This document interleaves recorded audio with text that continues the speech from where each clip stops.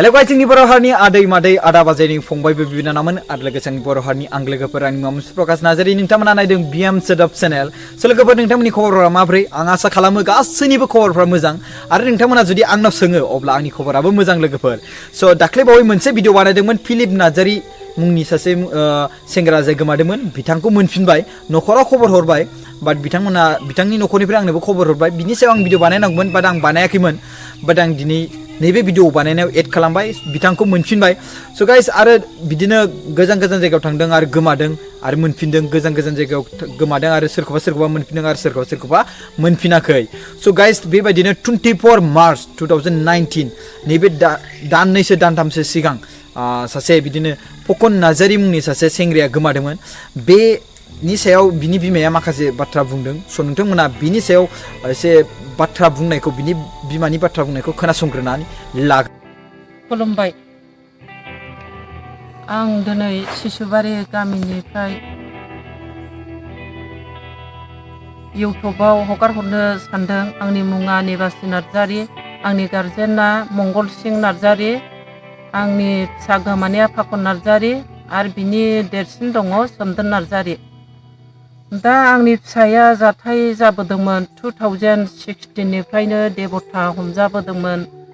नाथाय बोसोरनै बेखौ अनस्रादोंमोन मादोंमोन फुजा एरि गिदिर गिदिर खालामदोंमोन आरो बोसोरसे दंबावोमोन बेहा फुजा होनो बे समावनो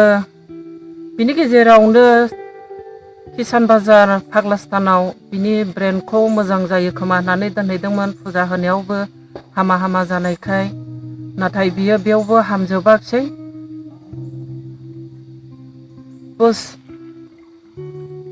मास मोनथाम थानो गोनाङा 19 दिन क्रस फोजोबबोयैयाव बेहा ब्रेना एसे गाज्रियैनो दंबावोमोन नाथाय एसे मोजाङावनो फैदोंमोन बिनि गेजेरावनो सानबाय जोङो बिगुमैमोना बिहाराव थायो नालाय बिगुमैबो बिब'बो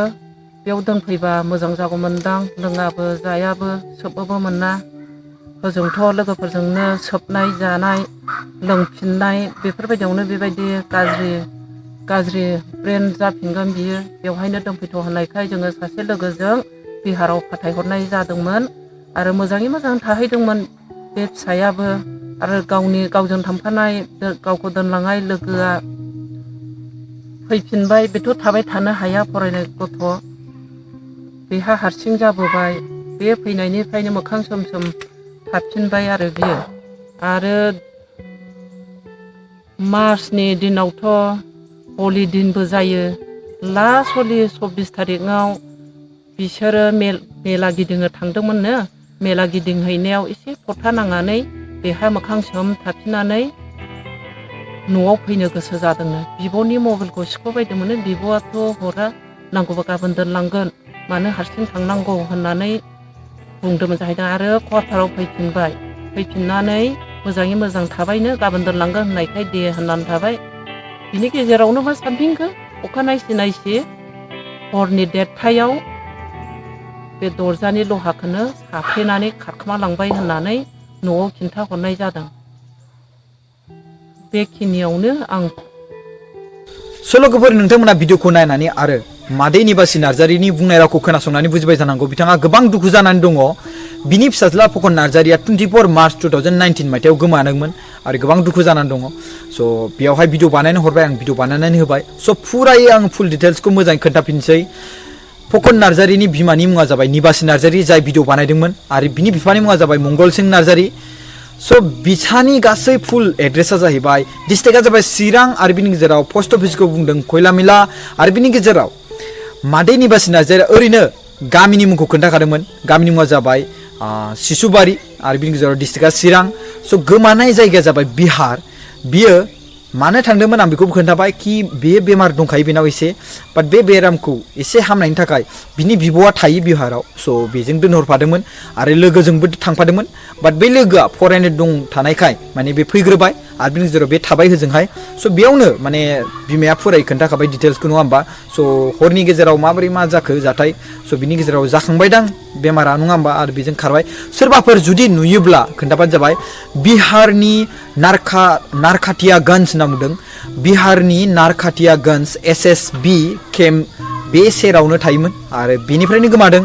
24 मार्च 2019 निफ्रायनो गोमादों बाट दासिम बहा दं बेखौथ' मिथिया बाट नोंथांमोना जुदि मोनोब्ला नोंथांमोना जुदि ट्रेन गाखोनानै बहाबाबो थांनो हागौ आरो बै जायगायाव सोरबा बर'फोरबो थादों जानांगौ आरो जाय भिडिअ बा बे चेनेलखौ BM सोदोब चेनेलखौ नायनानै थायो आरो बिथांमोना नुनानै जुदि बे मानसिखौ नुयोब्ला अननानै खोन्थाहरबानो जाबाय आंनिफ्राय मोनसे रिक्वेस्ट आरो बिनि बिमानि दुखुखौ नुनानै नोंथांमोनाबो बेबायदि मावनो बा बेखौ नुबाथाय खोन्थाहरगोन आं बेखौ आसा खालामो स' आं बेखौनो रिक्वेस्ट खालामो बयनिसिमबो कि नोंथांमोना जुदि नुयोब्ला बेल' कि बिसिनि न'खराव गोजोन खुसि जाफैथों बिनि फिसालाया मोनफैफिनदों बैसोआ जाबाय 23 इयार्स 23 बोसोर बैसोनि स' बि एफा गिदिर देरखानाय सोर गोमाबा बेसेबां लस बायदि मोनोबा गावनि असे फिसाला नङा होमबा स' अननानै गावनि बिमासिम मोनफैनाय जासे सोरबा नुदोंब्ला खोन्थाहरबानो जाबाय आं बेखौनो रिक्वेस्ट खालामनानै खुलुमनानै दोनथ'